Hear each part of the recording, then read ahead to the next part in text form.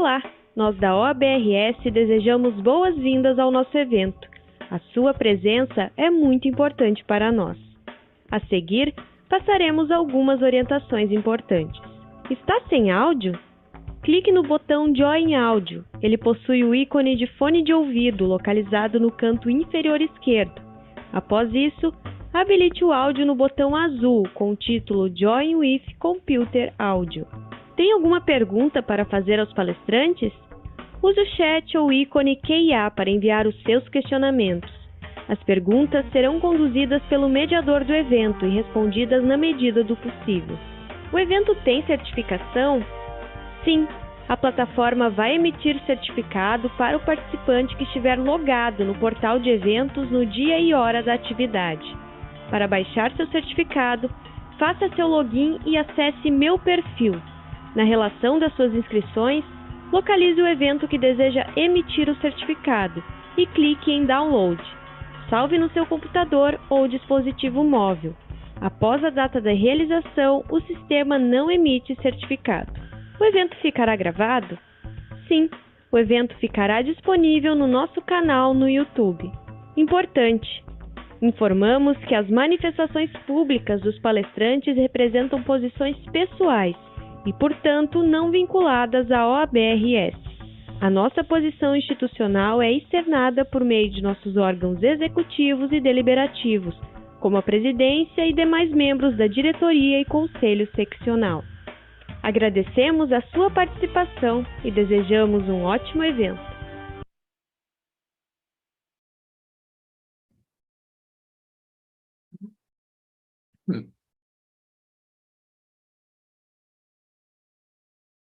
Bom dia a todas e todos. É com satisfação que damos início a mais um evento Licitação na Prática da Comissão Especial de PPPs, Concessões, Licitações e Desestatização da Ordem dos Advogados do Brasil do Seccional Rio Grande do Sul. Também é com muita satisfação que fazemos mais um evento tratando das novidades introduzidas pela Lei 14.133, de 1º de abril de 21, né, que terá a sua vigência plena a partir de dezembro desse ano.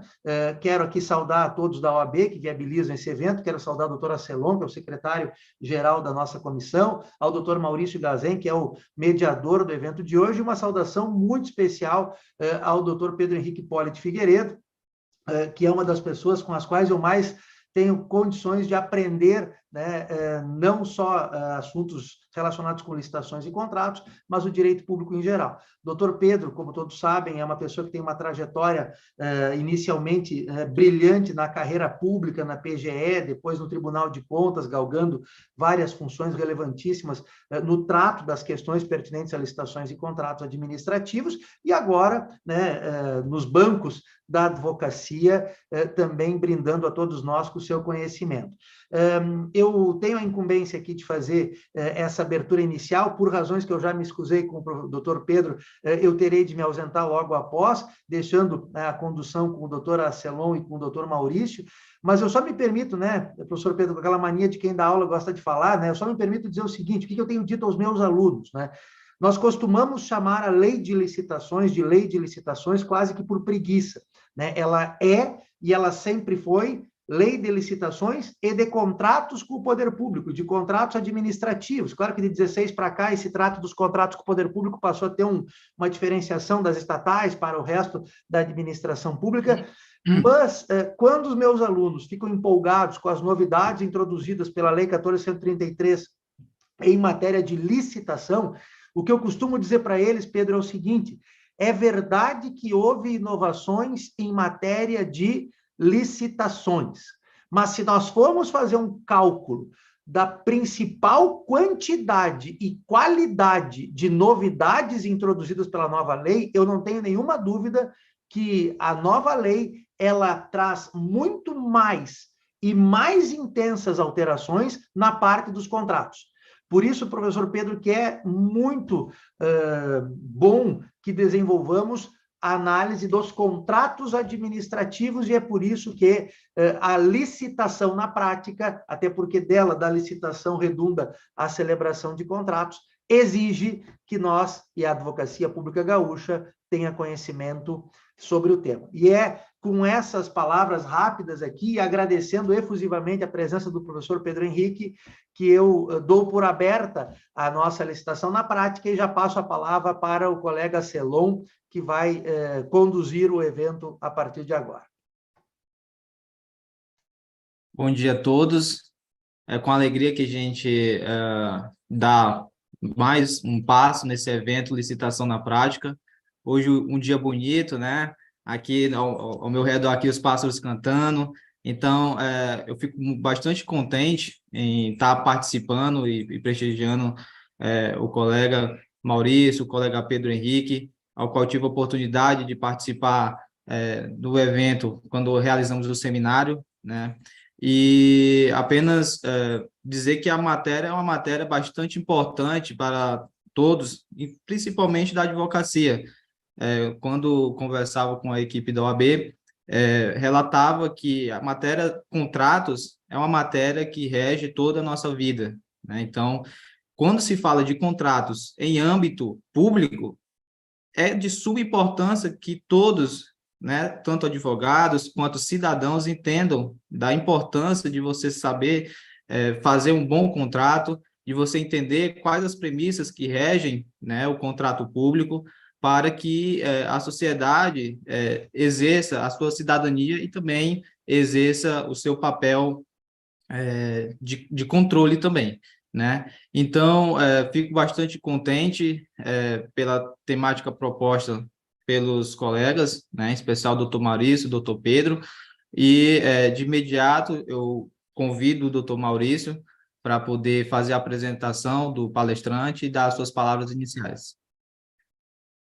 Obrigado, Celon. Bom dia a todos aí que estão participando desse evento.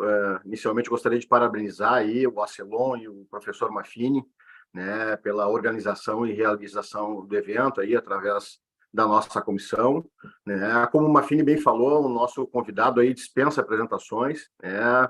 O Pedro Henrique Poli Figueiredo, advogado, doutor em Direito, ex-conselheiro do Tribunal de Contas, e, além disso, né, uma grande figura, né, e efetivamente um cara que eu tenho um carinho muito grande, né, e tenho a honra de chamar de amigo, certo? Então, a nossa temática hoje, né, ela vai falar sobre a questão específica aí dos contratos administrativos na nova lei de licitações, né? Nós tivemos aí, querendo ou não, um conjunto de novidades, como bem falou o Maffini, né?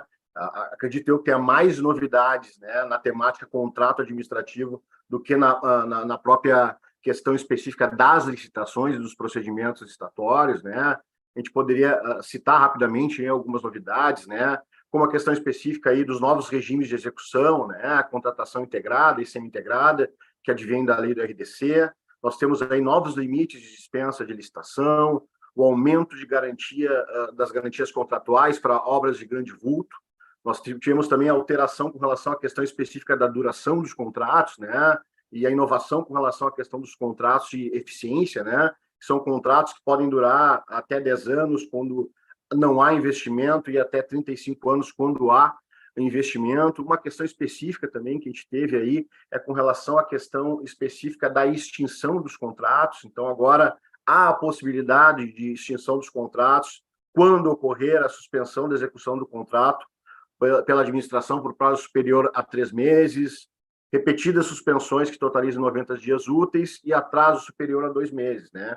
Então, são possibilidades que a gente não tinha anteriormente na Lei 8.666, certo? Outro ponto importante que nós temos é com relação à questão dos meios alternativos de resolução de conflitos, né? Agora a gente tem, claro, questões específicas de conciliação, mediação, comitê de resolução de disputas, arbitragem. Nós temos diversas novidades com relação à questão também dos sancionamentos administrativos, né? Nós temos questões específicas de dosimetria, tipificação das condutas, né? Nós temos novos percentuais, digamos assim, de aplicação de multa, desconsideração da personalidade jurídica, entre outras temáticas, né? Outros 2 pontos importantes também, né? A questão específica da matriz de risco, agora, de forma clara, né? Dentro dos contratos administrativos, né?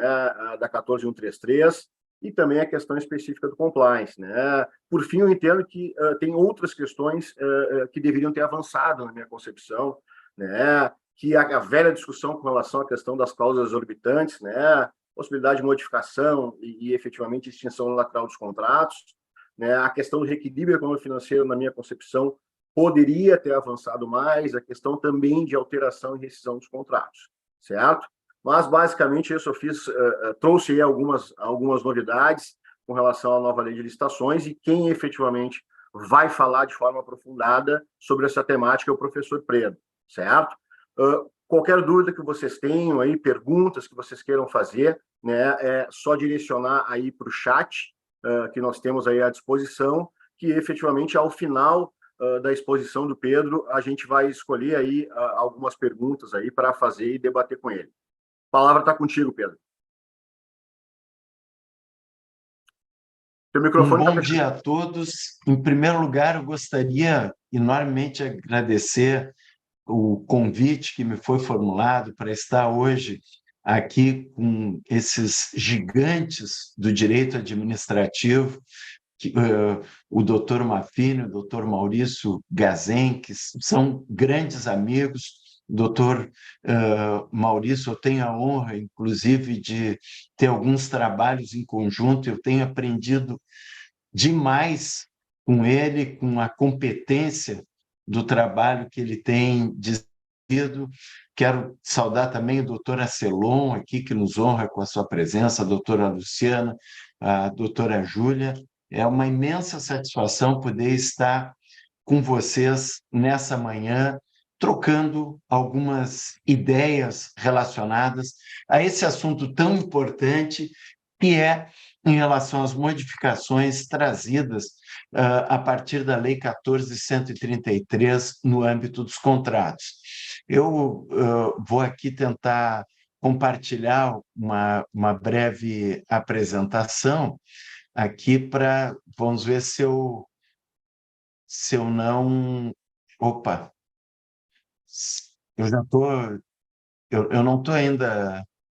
Não compartilhou ainda, Pedro. Não compartilhei, né? Então, deixa eu abrir aqui. E no share screen primeiro ali, né? Aqui, deixa eu ver aqui. Deixa eu...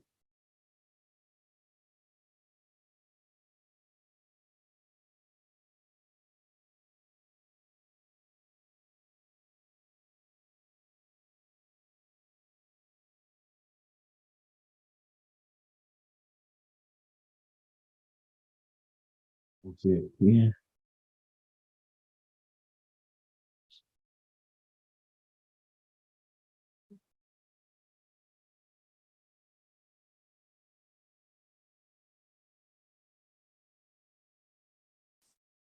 Não compartilhou ainda. Não foi ainda? Não. Tu foi Como no é que eu share faço? screen ali, Vamos ver aqui se... vai no share screen ali embaixo e aí tu seleciona a tua apresentação. Primeiro tem que clicar ali embaixo. Botãozinho verde. Vê se foi aqui.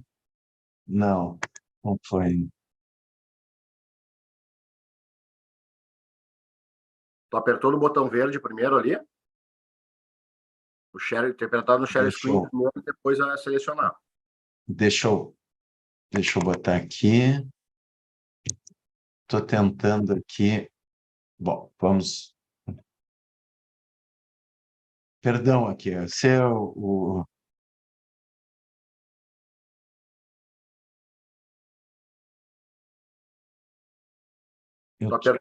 estou clicando aqui num botão que aparece de share screen, e aí só que não está abrindo aqui. Não está abrindo aqui para...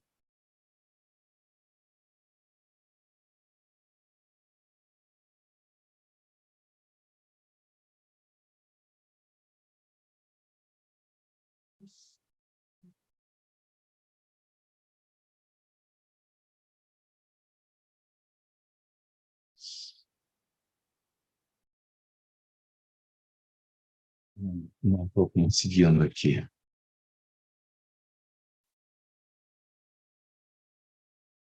Não está conseguindo compartilhar?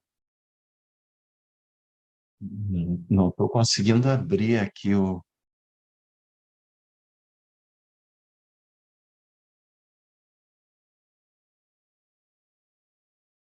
Agora compartilhou, Pedro. Agora tu seleciona o Beleza. teu arquivo. Seleciona o teu arquivo que vai aparecer. Certo, deixa eu botar aqui. Agora já compartilhou. E agora? Agora aperta F5. Vocês estão me enxergando? Eu acho que aperta F5 de novo, ficou muito grande. Sim. Não sei por que está esse... Tem um... Acho que tem que diminuir. Acho que tem que ser Doutor. compartilhado de novo, acho. Acho que o doutor tá com o zoom do computador, né? Ou não? Mas antes compartilhou bem. Pois é. Tentei iniciar novamente, vamos ver. Seleciona ali, Pedro. Deixa eu fazer o seguinte.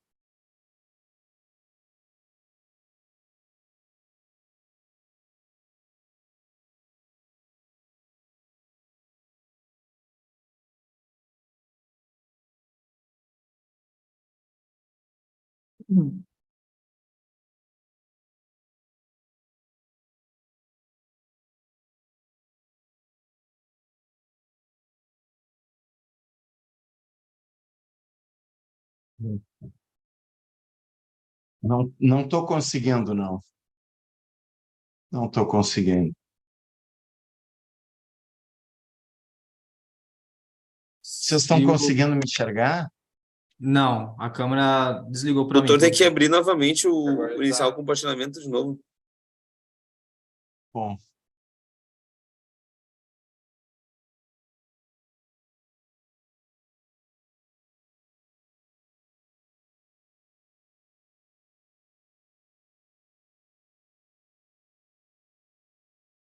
O doutor tá na tela do Zoom?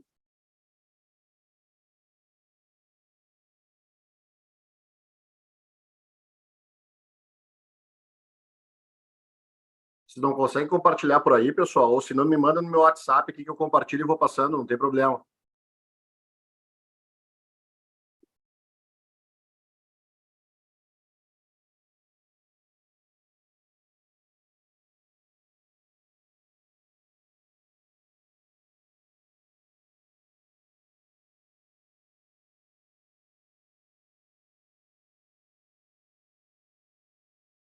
Pedro, tu não consegue mandar a apresentação pelo meu WhatsApp ou pro meu e-mail, que eu compartilho ela para ti aqui. Tá, deixa eu... Achei aqui. Acho que agora...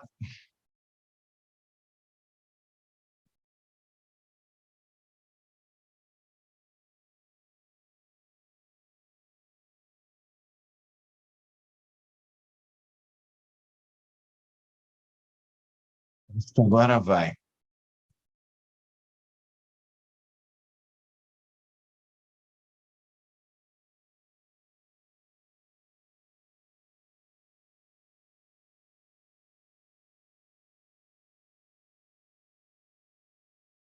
Não deu. Não deu. Pedro, tá vendo que eu tô compartilhando agora, tá vendo? Agora sim. Tá, a questão é a seguinte, tu vai falando, quando quiser que eu passe, tá? Obrigado. De nada. Bom, passa para a segunda, por favor, sem ser a primeira, a segunda ali. Uma abaixo. Doutor, tá mostrando o seu documento ainda, não tá Bom, a apresentação ainda. A lei 14.133 trouxe uma série de alterações. Tá conseguindo? Para a segunda tela, por favor. Essa? A lei 14.133 trouxe uma série de alterações que efetivamente mudaram todo o contexto normativo acerca de licitações. Eu não estou enxergando. Eu não sei se os demais estão enxergando. Não está disponível. O colega Maurício se colocar no F5, porque está só a apresentação do Isso. slide por enquanto. Tá passando o slide ou não tá passando para você? Isso, por Ainda favor, não, doutor. Dois Ainda não, doutor. slides abaixo aí. O contexto doutor. da... Doutor Maurício, Pois eu não? tenho que botar para compartilhar, iniciar a apresentação. Aqui para nós está aparecendo o documento apenas. Mas eu estou com ela aberto aqui. Sim, então vamos fazer assim novamente. O doutor, eu vou encerrar aqui. O doutor bota para seleciona a janela do documento já apresentado quando for para compartilhar a tela. Pode ser? Eu boto o share screen e vou diretamente no documento, é isso? Não, na apresentação já. Tá com ela aberta, né? Deixa eu ver agora. Peraí. Foi? Isso, agora sim, Não perfeito. foi. Perfeito. Sem ser essa a segunda tela, por favor. Tá bem. A outra, por favor. Bom, eu gostaria de chamar a atenção aqui para uma série de fatores que impactam efetivamente na interpretação. Em primeiro lugar, a Lei 14.133, quando veio, ela veio com uma intenção transformadora, mas nem tanto. Por quê? Porque muita coisa que existia da Lei 8.666 foi trazida também para dentro da 14.133. E eu, particularmente, acho que não há nenhum problema em que isso tenha ocorrido. E por quê? Porque, efetivamente, dá segurança jurídica a todos os operadores do direito alguma base de certeza. Muitos entendiam que se perdeu uma oportunidade de se trazer como que um admirável mundo novo nas licitações, uma forma transformadora das licitações e dos contratos, e a Lei 14.133, ela trouxe mudanças relevantes, mas manteve também alguma base de segurança, e a gente vê que uma série de dispositivos que nela se encontram são recorte e cola da Lei 8.666. De uma certa forma, isso, em termos de continuidade, parece interessante. Só que a gente tem que olhar a Lei 14.133 já com o novo olhar que ela pretende dar, porque ela trouxe uma série de avanços significativos e importantes, ao meu ver, mudanças do ponto de vista, inclusive, da interpretação de dispositivos. Ao mesmo tempo em que ela manteve algumas regras, ela mudou, ela trouxe para dentro da lei uma série de novidades. E aí nós temos, nesse sentido, que levar em consideração um contexto dessa nova lei. E, embora a lei seja de 1º de abril, e isso, ao meu ver, foi um erro, colocar uma lei de licitações com data de 1º de abril pode ser algo que possa parecer uma brincadeira, mas, de fato, não é, porque a lei veio para ficar e para valer, apesar da resistência injustificável na sua aplicação, porque a demora... Eu vi um evento da Confederação Nacional dos Municípios em que foi anunciada a prorrogação da entrada em vigor e houve uma celebração relativamente a essa prorrogação, como se manter a 8.666 fosse algo bom e positivo, quando eu acho que os novos instrumentos trazidos na Lei 14.133 são muito melhores, como inversão de fase, como uma série de possibilidades que a Lei 14.133 trouxe. O doutor Maurício destacou diversos aqui, ele é um conhecedor profundo das licitações e contratos, a partir até da sua empresa, Licijur, que é extremamente prestigiada e com clientes muito importantes nessa área, e, efetivamente, nós temos alguns elementos que devem ser considerados. Em primeiro lugar, eu destaco o despreparo. Por incrível que pareça, apesar do tempo em que a 1433 já está presente no mundo, há ainda um grande despreparo no que diz respeito ao conhecimento daquilo que está no âmbito da lei. E esse despreparo passa, num primeiro momento, pelas entidades públicas, municípios, estados,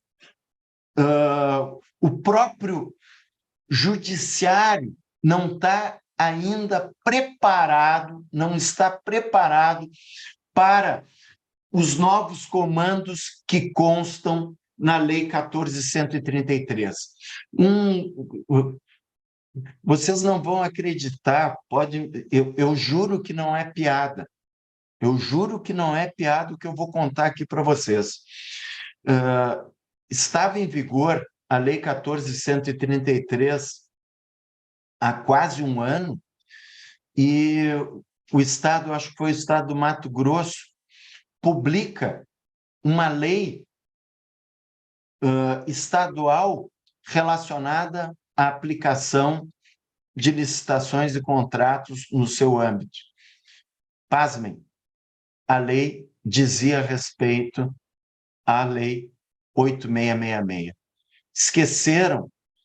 Esqueceram de segurar o andamento do processo legislativo, esqueceram de adequar a 14.133 e publicaram no Diário Oficial uma lei que regulamenta a lei de licitações no âmbito daquele Estado, só que a lei era ainda a Lei 8666. Vejam, então, se um Estado acaba fazendo isso, imagina o grau de dificuldade que municípios possuem. Uma outra questão que pesa em relação a isso é que também aquelas empresas que vão participar de certames licitatórios ainda não estão apropriadas do conteúdo da 14.133 relativamente a isso. E por isso, essa dificuldade que há nos primeiros movimentos que há em termos de Lei 14.133. E nós vivemos um contexto também de medo. Essa questão de que alguns chamaram do direito administrativo do medo, né? Isso se reflete no âmbito do judiciário. Há uma insegurança. E o pior, há uma ideia, que eu não sei de onde surgiu, de que os contratos não precisam ser cumpridos. É feito todo um procedimento licitatório e que é sujeito à disputa, que é sujeito a discussões judiciais, que é sujeito a discussões no âmbito de instrumentos de controle. Depois que o contrato está cumprido, muitas vezes está sendo cumprido com a empresa fazendo investimentos, entregando, muitas vezes vem aí uma determinação dizendo esse contrato não deve ser pago por conta de um problema que houve. E nesse ponto eu preciso dizer, eu sou uma pessoa que hoje é advogado, mas fui membro do Tribunal de Contas. Eu fui conselheiro do Tribunal de Contas e, nessa condição, julguei uma série de processos. E aqui eu afirmo, nesse sentido, nem sempre os instrumentos de controle estão ajudando.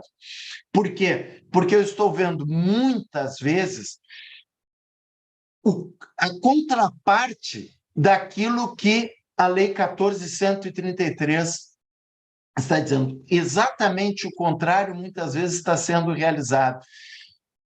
Procedimentos estão sendo trancados, procedimentos estão sendo pagamentos estão deixando de ser feitos por uma interpretação, muitas vezes, em um processo que não ocorreu.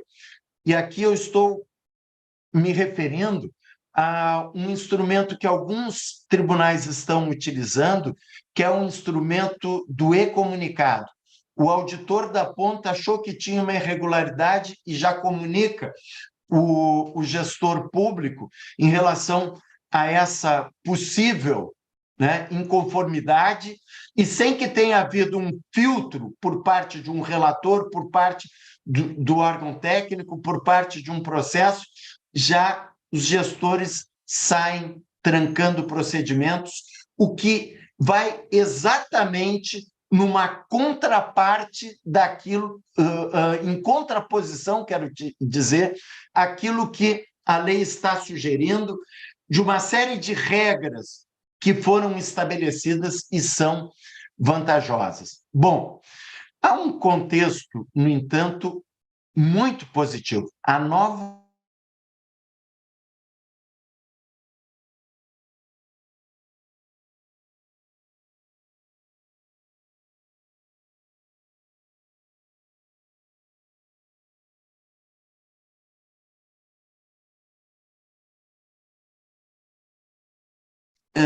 ter disciplinado melhor o procedimento, o fato, inclusive, e o doutor Maurício destacou na sua abertura, que o próprio processo sancionador agora está melhor disciplinado, está modificado, tem um procedimento estabelecido dentro dela, tem fatores que efetivamente melhoram em termos da interpretação dos instrumentos normativos. Bom, uma grande vantagem que a lei trouxe foi em relação ao direito subjetivo público à parcela em controvérsia. Gente, isso aí é algo que deveria ser o normal, o correto. Ou seja, se a administração e o contratado estão litigando, às vezes nem estão litigando, pode ter sido uma interferência do instrumento de controle que diz, olha, você não deve pagar 200, deve pagar 170.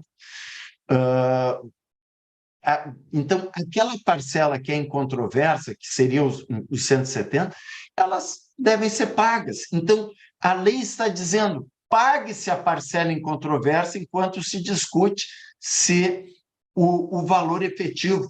Esse direito subjetivo público à parcela em controvérsia, afirmado na lei, o que deveria ser lógico, é uma grande vantagem da Lei 14.133. Por outro lado, nós temos também a adoção de uma visão consequencialista que pode limitar decisões que visem a descontinuidade. A Lei 14.133 trouxe uma série de regras que dizem o seguinte, senhores gestores, não tranquem se isso possa trazer maior prejuízo do que a própria continuidade do contrato. Mantenham o contrato enquanto apure, paguem apenas aquilo que seja parcela em controvérsia, mas deem seguimento ao serviço público, porque eu vou dizer uma coisa, esse é um dos maiores problemas que a nossa gigantesca federação possui.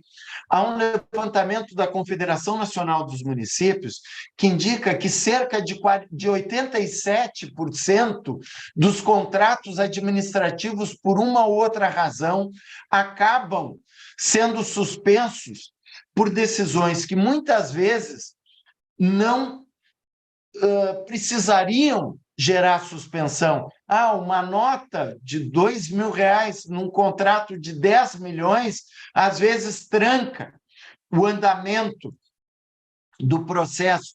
Isso é um absurdo. O país acaba pagando caro por conta disso, acaba pagando caro por conta da ausência de infraestrutura que esses contratos estão tentando gerar e cuja suspensão atrapalha o interesse público primário.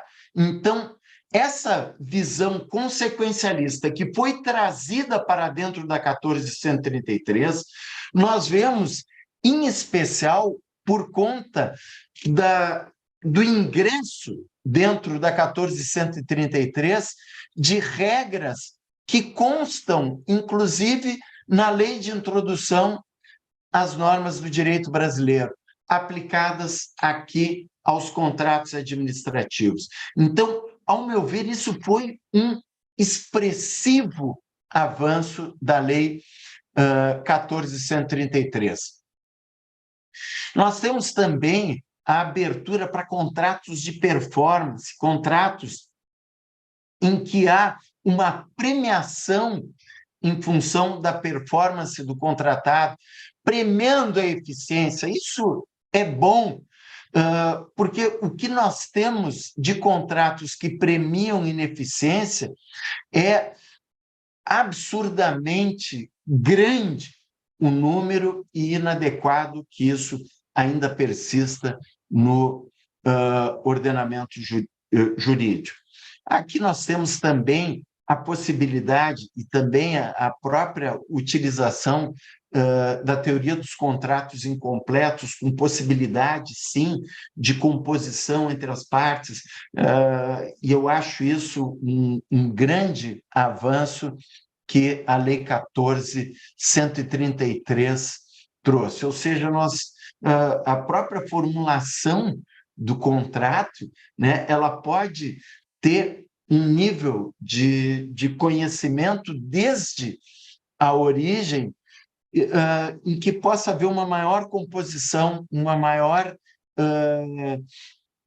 readequação contratual a partir da vontade das partes. Por favor, a próxima tela. Bom, aqui uma breve noção em relação aos contratos administrativos, sempre levando em consideração que o contrato administrativo é um contrato diferenciado e continua na 14.133, que não basta a presença da administração, que há contratos da administração que são regidos pelo direito privado, como, por exemplo, quando a administração opta por locar um imóvel de um particular, ainda que tenha um procedimento prévio de licitação ou de dispensa e inexigibilidade, a regência se dará no âmbito do instrumento de direito privado.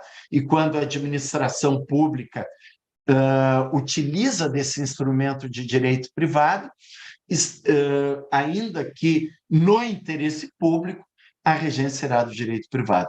Próxima, por favor, Maurício. Ainda em relação aos contratos administrativos, não basta a presença da administração. A presença da administração é indispensável, a presença do interesse público, mas não é isso que vai caracterizar o contrato administrativo. Pode passar. O que vai caracterizar um contrato administrativo é exatamente a presença de um regime jurídico exorbitante, um regime que refoge as regras do direito privado, que traz uma interpretação diferenciada, que é o chamado regime, que são as chamadas cláusulas exorbitantes. A próxima, por favor. E afinal, o que são cláusulas exorbitantes? Cláusulas exorbitantes são cláusulas que exorbitam do direito comum, que vão além do direito comum, que dão a uma das partes, no caso a administração pública, prerrogativas especiais e responsabilidades especiais que são derrogatórias do direito comum. Vejam que isso que eu estou dizendo não é propriamente uma novidade. Por quê? Porque a Lei 8.666 já tinha cláusulas exorbitantes que são muito semelhantes a essas que foram estabelecidas no artigo 104 da Lei 14.133, a próxima, por favor, que tem regras muito semelhantes àquilo que a Lei 8.666 já estabelecia: possibilidade de alteração unilateral, rescisão unilateral, fiscalização da execução, aplicação autoexecutória de sanções, ocupação provisória de bens, pessoal e serviços da contratada, uma oponibilidade mais restrita da exception non-implet contracts, e aqui exigibilidade de garantias, e nesse ponto da exigibilidade de garantias houve um significativo avanço e um significativo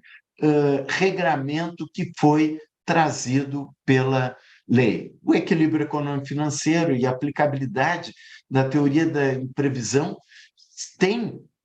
guardam semelhança a 8.666, sendo que, em relação ao equilíbrio econômico-financeiro, eu entendo que a Lei 14.133 foi mais assertiva ao afirmar esse direito subjetivo público do contratado ao equilíbrio econômico-financeiro. A próxima, por favor, Maurício.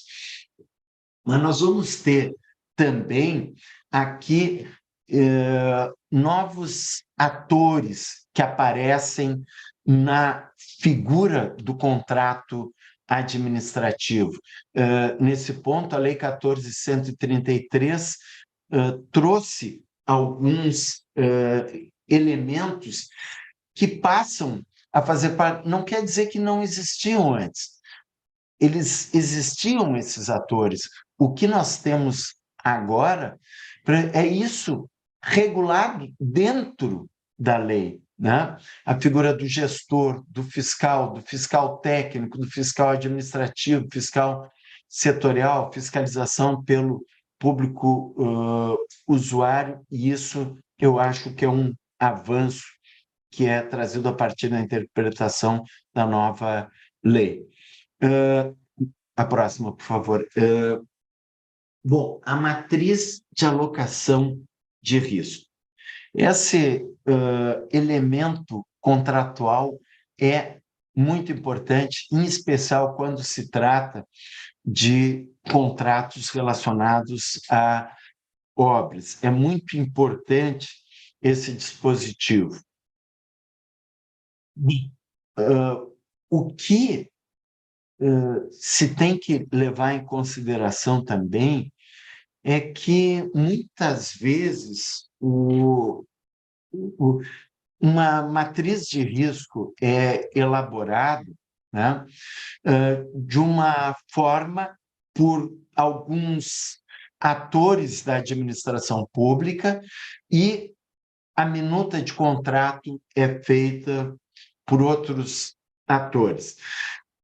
Vejam, porque a Lei 14.133 diz que é preciso que se preveja a responsabilidade por esses ônus decorrentes de situações futuras, riscos futuros, né, que possam atingir a equação econômico-financeira do contrato. Quais são os riscos que vão ser assumidos pelo poder público e quais são os riscos que serão assumidos pelo contratado? Bom, nesse ponto, qual é a regra de ouro em termos de alocação de risco? Imponha-se o risco para quem tem maiores condições de arcar com essas situações de risco. Quem está mais apropriado em relação a situações de risco. Então, e as situações são as mais diversas, e vejam como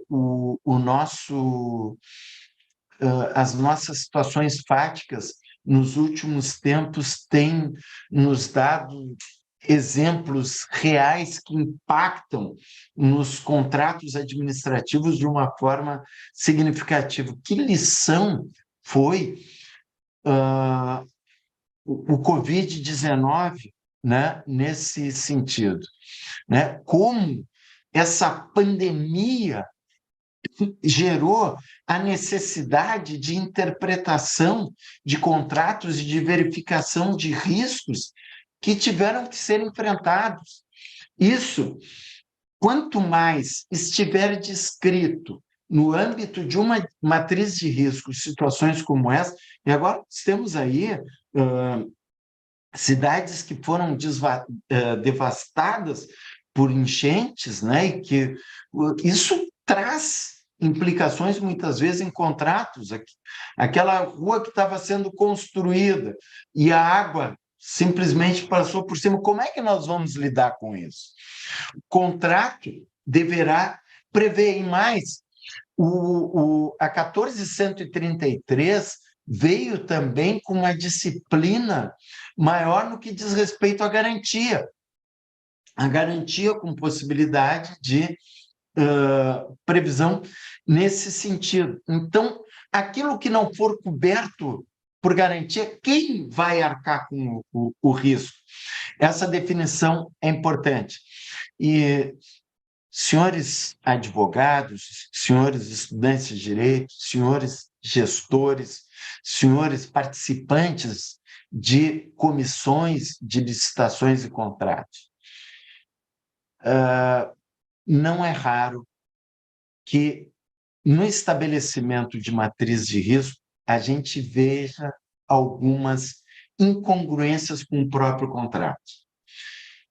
Não é raro que a matriz de risco tenha sido feita por um agente que tenha tido uma determinada previsão e o contrato tenha aproveitado regras contratuais anteriores que muitas vezes trazem nas suas obrigações uma disciplina de obrigações que são incongruentes com a matriz de risco.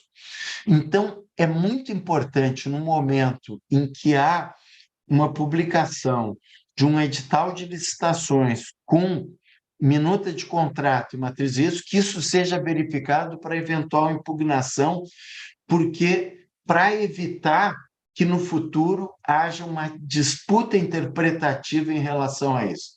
Porque vocês querem saber como isso vai ser resolvido? A administração sempre acabará utilizando a regra mais vantajosa para a própria administração para resolver esse conflito. Então, aqueles que atuam para empresas, e eu vou dizer o seguinte, se eu fosse orientar algum gestor público, na dúvida, seja conservador, porque senão depois você poderá ter problemas com os órgãos de controle. Os órgãos de controle serão mais conservadores ainda que os gestores. Então, quem vai participar de um certame licitatório, para as empresas que eu conheço, vamos participar, o que faço? A primeira coisa é procura o doutor Maurício Gazen lá na Licijur, porque ele vai estar olhando isso, vai impugnar, se necessário, o edital, e se chegou tardiamente, ele vai ajudar melhor, né? Enfim, essas são algumas dicas que eu dou, né? Se puder passar, doutor Maurício, na tela, porque efetivamente nós vemos em matriz de risco esses problemas interpretativos. Olha que interessante o que foi trazido na 14.133, que é o que a gente pode chamar de cláusula de retomada, né? Quando há obras e serviços de grande vulto. Já havia também a própria questão, e isso mantém desde a 8666, de uma garantia maior em contratos de grande vulto, né? Mas aqui há uma cláusula de retomada, né? No caso de inadimplemento pelo contratado, e essa cláusula admite, inclusive, que a seguradora venha a assumir aquela questão do risco, ou seja, ela, ao invés de pagar integralmente, ela retoma e faz continua a prestação do serviço para tentar ter um prejuízo menor. Então, efetivamente, essa é uma cláusula importante. As seguradoras, né, efetivamente estão estudando significativamente esse dispositivo. Eu, particularmente, ainda não vi ser aplicado, mas é algo que pode trazer uma revolução em termos de garantia nos contratos administrativos. Já havia algo semelhante, por favor, nos contratos de concessão e de parcerias público-privadas, né, em que havia regras já relativamente a seguros e possibilidade de assunção, levando em consideração essa duração. Mas, falando em duração, o doutor Maurício aqui pontuou muito bem, né, essa questão de que houve uma mudança expressiva na duração. Gente, isso aqui não é uma modificação qualquer. A Lei 8666 já havia sido estabelecida de forma que os contratos pudessem já ter vigência de até 5 anos. Essa questão da regra geral ser de 5 anos, né, em especial em função de fornecimentos contínuos, aluguel de equipamentos e programas de informática, nós temos aqui mudado, trazido para 1433, para serviços contínuos, pode atingir 10 anos. E mais, contratos que gerem receitas, e nos contratos de eficiência, pode ser até 10 anos sem investimento e até 35 anos com investimentos. Nós temos também em sistema de TI até 15%, mas eu quero aqui chamar a atenção principalmente nesses contratos de eficiência e contratos que gerem receita. É extremamente importante. Eu vou trazer aqui um exemplo. Por que nós vamos fazer uma parceria público-privada se nós temos agora uma possibilidade que se abre na própria 1433 para alguns contratos? E eu vou dar um exemplo: iluminação pública, né? Tem municípios que não chegam ao valor, o número de pontos, assim, não seria suficiente para fazer, e tem outros que até têm, mas tem a possibilidade de pensar o seguinte: olha, o momento ideal para se ter esses contratos é um momento de 10 anos, porque as luminárias vão ter uma resistência e um período de utilização adequado de 12 anos, com uma alteração de lâmpada por conta da perda de eficiência. Por que eu vou fazer uma parceria público-privada que vai me trazer um contrato de longa duração se eu tenho aqui uma possibilidade de fazer um contrato de eficientização de energia com premiação no âmbito da eficiência dentro da própria 1433? Olha que interessante essa abertura que a lei trouxe, né? Mas eu posso estabelecer o seguinte: não, mas eu já sei que os investimentos no futuro vão ainda ser ampliados. Eu posso prever o seguinte: eu sei que a modernidade vai trazer novos. Então, eu posso fazer um contrato de até 35 anos, mas fazendo com que as atualizações, com que os benefícios sejam incorporados para dentro do contrato. Vejam quanta oportunidade que isso traz de ganho de escala para a administração pública, de planejamento de longo prazo, de uma racionalidade maior de contratos e, principalmente, de premiação de eficiência. Quero dizer para vocês, pode passar até o próximo. Quero dizer para vocês, são duas coisas que, ao meu ver, são as melhores coisas que podem ocorrer dentro de um contrato. Uma das coisas é ser duro com quem é ineficiente e outra é premiar a eficiência.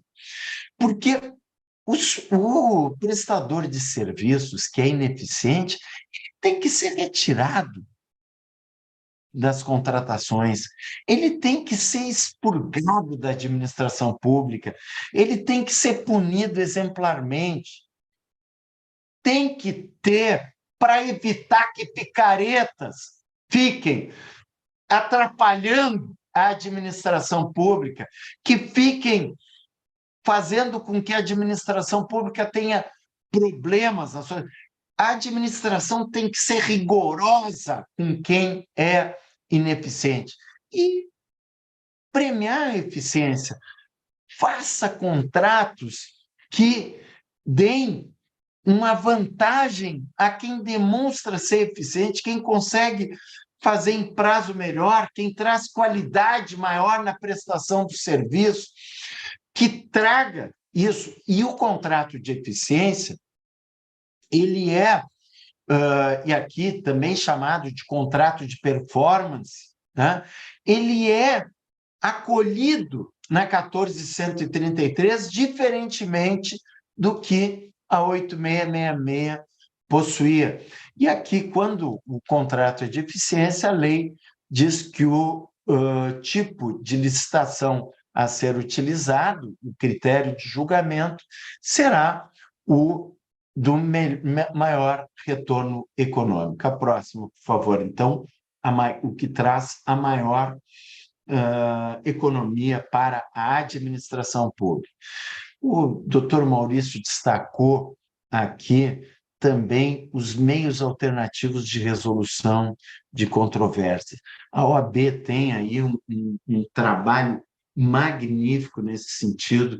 Eu preciso deixar registrado aqui o esforço que a OAB, por seus diversos instrumentos, tem feito para que esses meios alternativos cada vez mais estejam presentes. Não é novidade para ninguém o grau de dificuldade que se tem relativamente ao agigantamento da quantidade de ações que tramitam no âmbito do judiciário. Os meios alternativos de resolução de controvérsias, sejam, né, mediação, conciliação, comitê de resolução de disputas, arbitragem. E, aliás, esses instrumentos estão sendo cada vez mais previstos em contratos, inclusive sequencialmente, do mais simplificado até o mais complexo, como uma forma de resolução de conflitos. Nos contratos administrativos, isso ser estabelecido é, ao meu ver, algo extremamente positivo. A próxima, por favor. E aqui também até há uma possibilidade, né, de que os contratos possam ser até aditivados para prever esses instrumentos alternativos, né? Há aqui também uma questão de alteração contratual e essa alteração tem também um regramento que se assemelhou, de uma certa forma, ao da 8666, mas traz aqui algumas alterações que dizem respeito à própria maior disciplina em relação a essas alterações, né? Então,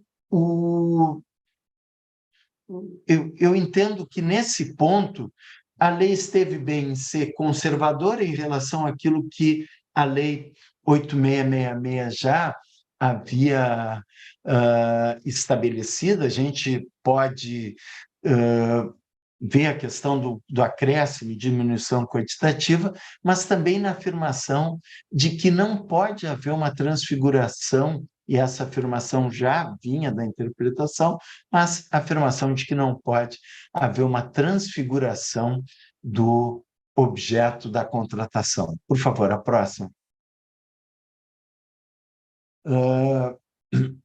Aqui, um comparativo que depois eu vou deixar disponibilizado aqui para vocês, né?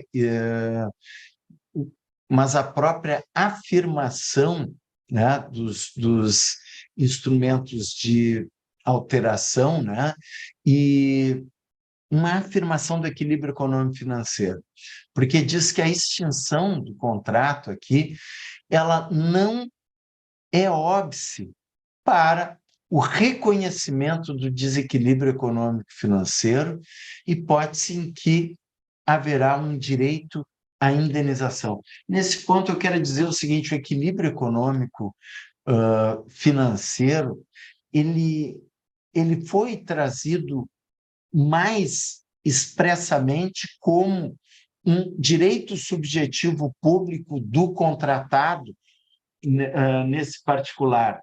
Então, mais do que uma faculdade da administração, é um direito subjetivo público do contratado. A próxima, por favor. E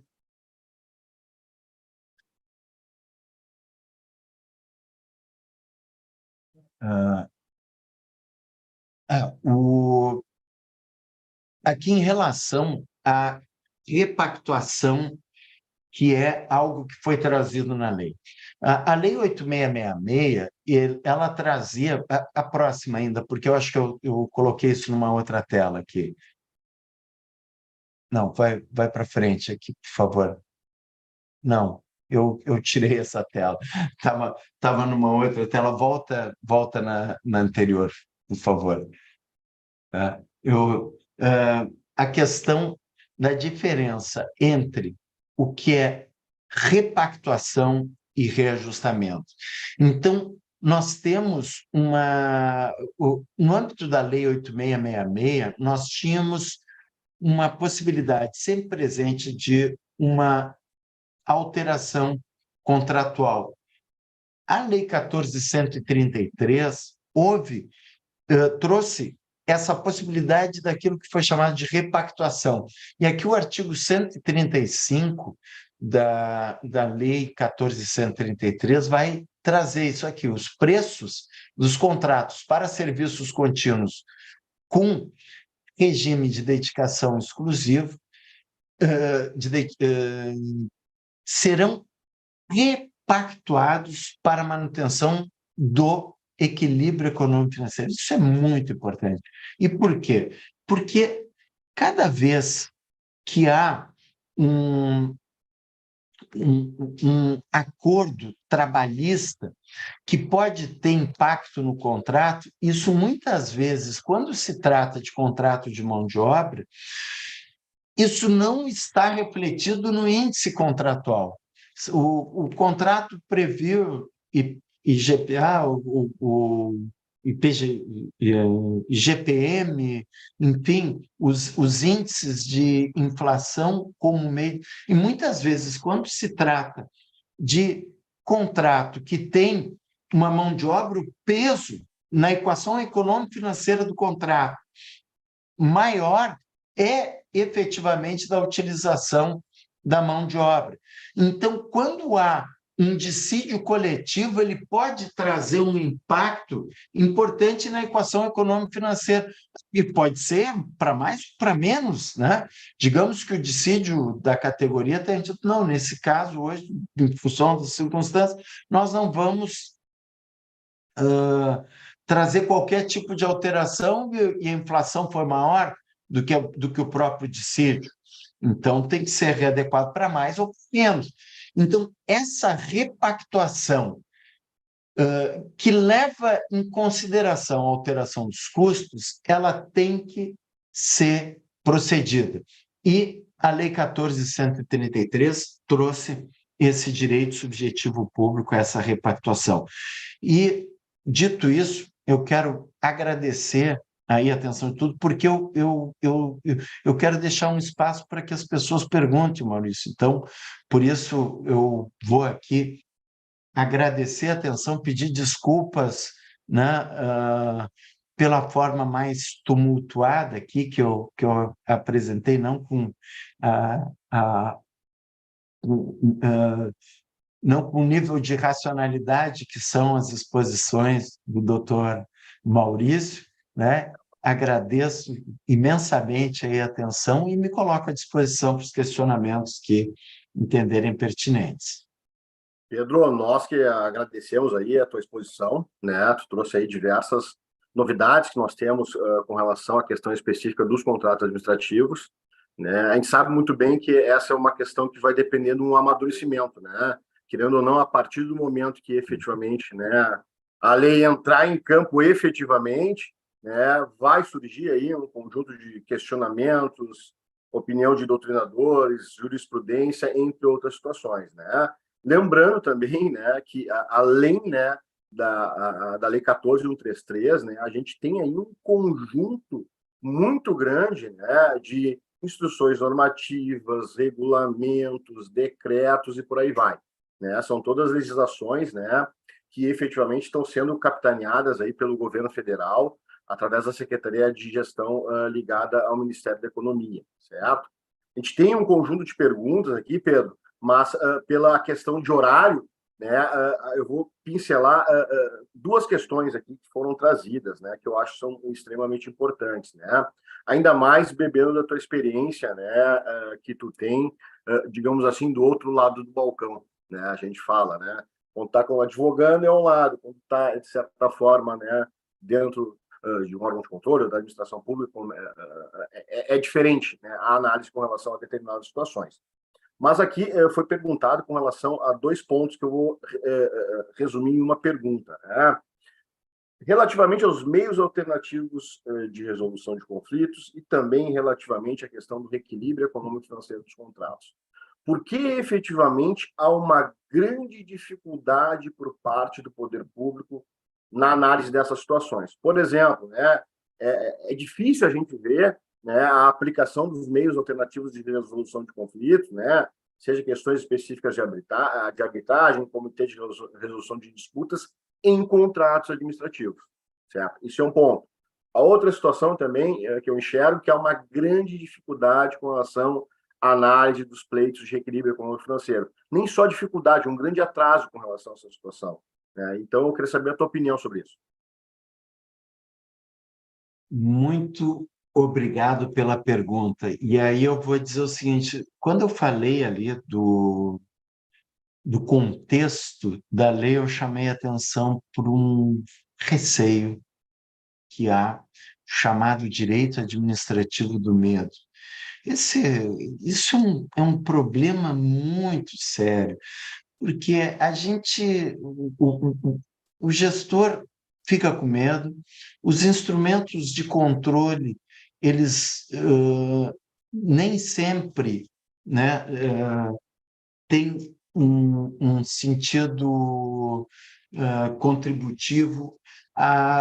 Eu entendo que a lei trouxe uma série de instrumentos e mais nesse sentido, inclusive, são regras que vão não só para o gestor, mas também para os instrumentos de controle. tem que levar em consideração regras que estão na Lei de Introdução às Normas do Direito Brasileiro. Agora, por que acontece? Por que a resistência, em primeiro lugar, aos meios alternativos de solução de controvérsia? Isso cultural. Nós temos uma visão, e aqui no Rio Grande do Sul, então, nós somos, eu acho que, um Estado extremamente belicoso. O judiciário é atropelado por um volume gigantesco de ações judiciais. A judicialização de matérias é extremamente significativa.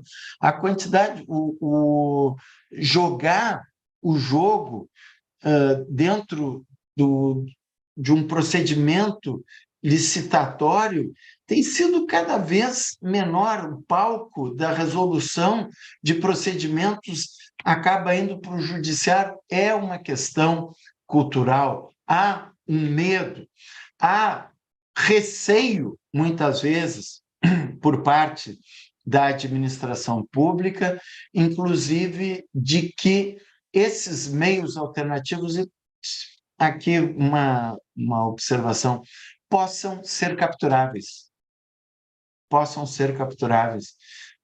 Não há uma segurança, do ponto de vista de muitos órgãos da administração, de que os instrumentos de resolução de conflitos não possam vir de alguma forma a ser capturáveis. Então, acabam, em função desse medo, inclusive, de optando por deixar ao judiciário para resolver.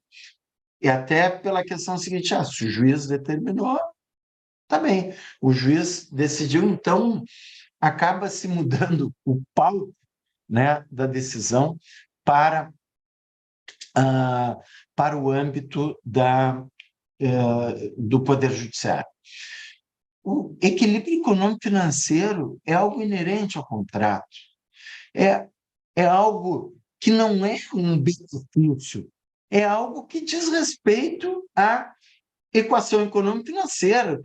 Toda a proposta numa licitação levou em consideração um momento, uma variável de custo. Se há fatores extraordinários que incidem sobre o contrato, ele tem que ser revisto. E por que muitas vezes isso não ocorre? Medo. Porque se fizer um reequilíbrio, posso ter uma sanção por parte do âmbito dos órgãos de controle que vão dizer que eu estou gastando. Então, há um conservadorismo, o legítimo freio de mão puxado em fazer aquilo que tem que ser feito. Até porque, lamentavelmente, muitas vezes aquilo que tem que ser feito é feito de forma equivocada. Então, fazendo com base técnica, fazendo com o estudo, pode ser feito. Agora, a demora ocorre pelo medo, principalmente pelo medo, e muitas vezes porque não estão tão preparados para esse tipo de cálculo, doutor Maurício. Concordo plenamente contigo, tá, Pedro? E eu acho que esse medo também, ele acaba sendo, querendo ou não, uma falta de preparo, né? Seja na aplicabilidade dos meios alternativos de resolução de conflito, e seja efetivamente na análise, né, correta e rápida dos pleitos de equilíbrio econômico-financeiro, né? E essa situação, querendo ou não, ela faz uma consequência muito grande, né? Porque, querendo ou não, né, a gente vê muitas vezes, né, isso é usual, né, em qualquer estado que tu vá no Brasil, né, obras paradas, contratos efetivamente que têm a sua duração extremamente alongada, né, rescisões contratuais que efetivamente acabam causando um custo a maior para a administração pública, seja pelo fato de chamar o segundo colocado, seja pelo fato de efetivamente realizar um novo procedimento licitatório e por aí vai. E eu acho também que esse é um trabalho que tem que ser feito em conjunto, né, da administração pública com os órgãos de controle ou até mesmo em determinadas situações com o Poder Judiciário, né? Tem que haver esse consenso, né? Porque essa questão do medo também passa muito por essa situação lá na frente, né, do gestor, né, poder vir a ser efetivamente sancionado ou receber algum tipo de advertência e por aí vai, né? Permite eu dar um exemplo? Claro, óbvio. Teve uma situação impressionante que chamou a atenção. Em algum momento de um julgamento específico no Tribunal de Contas da União, foi dito, olha, que naquele caso tinha que ser visto a questão da evolução do preço unitário, porque se flagrou, num momento, um jogo de planilhas.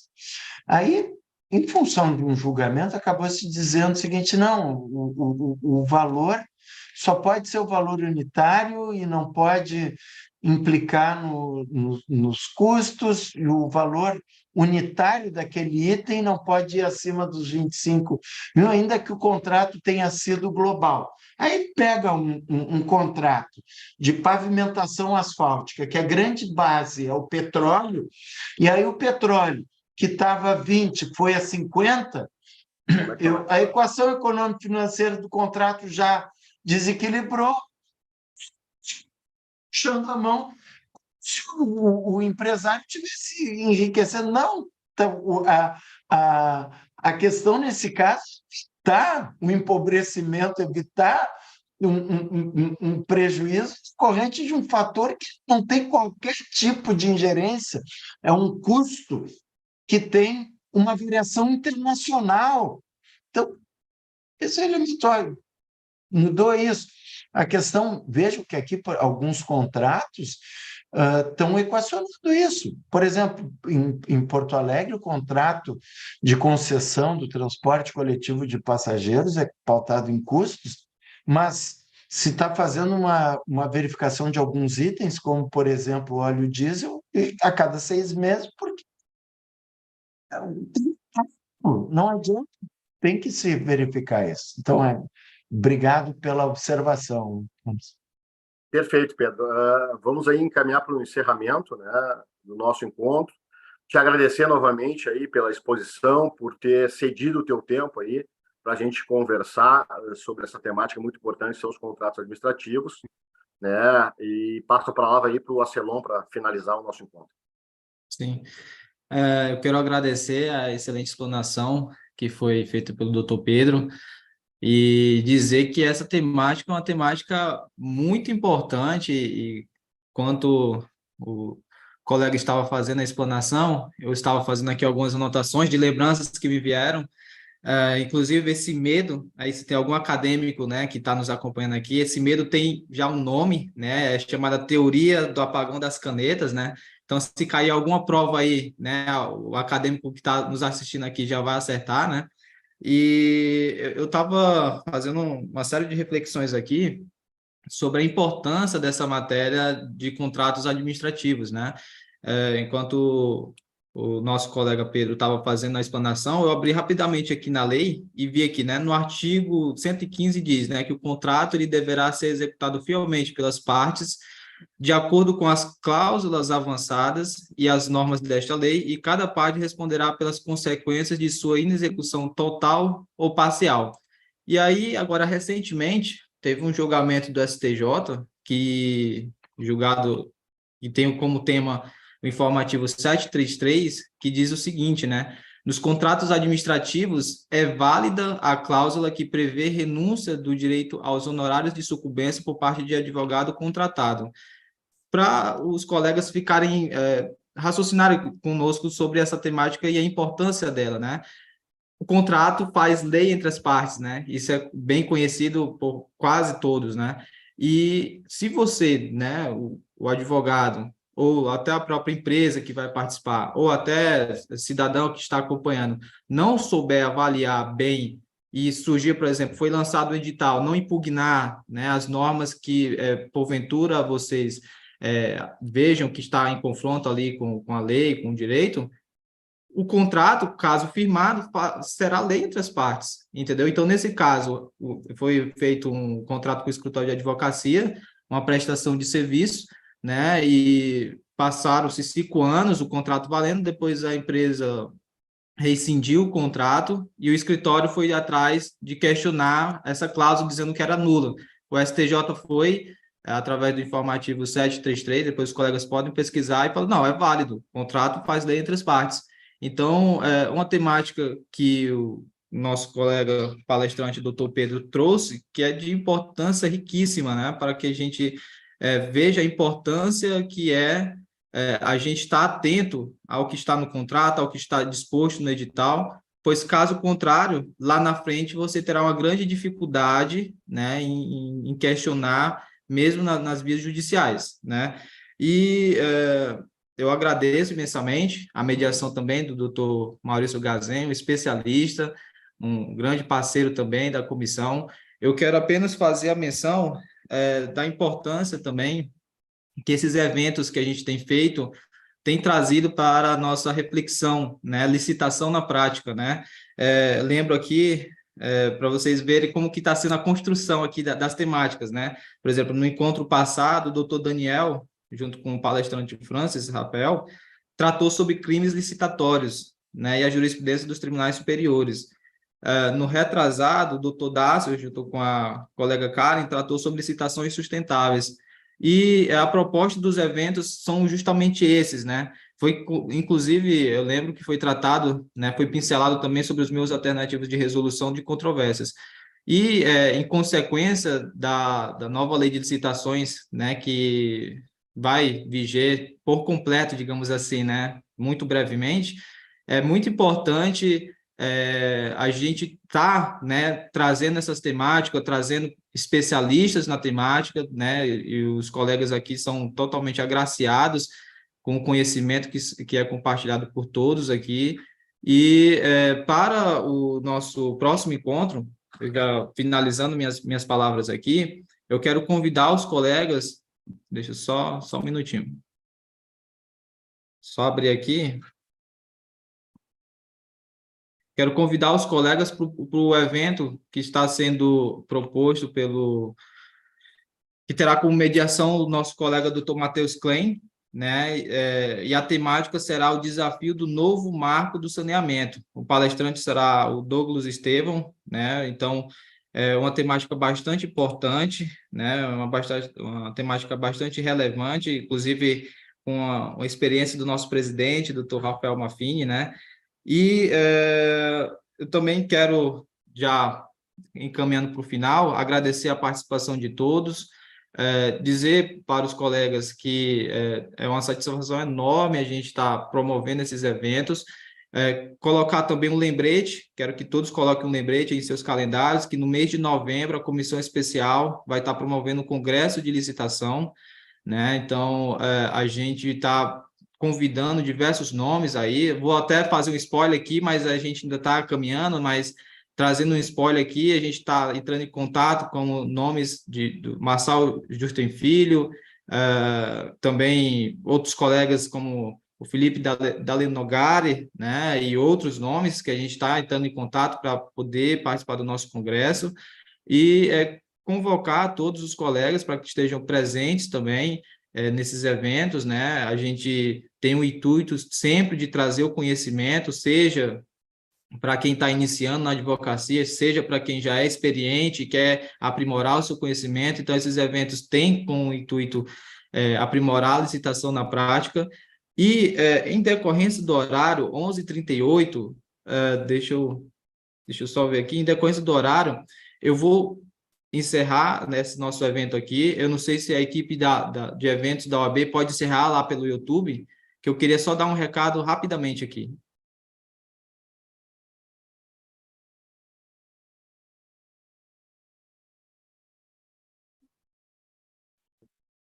Colega Júlia, não sei se a equipe da OAB está me ouvindo.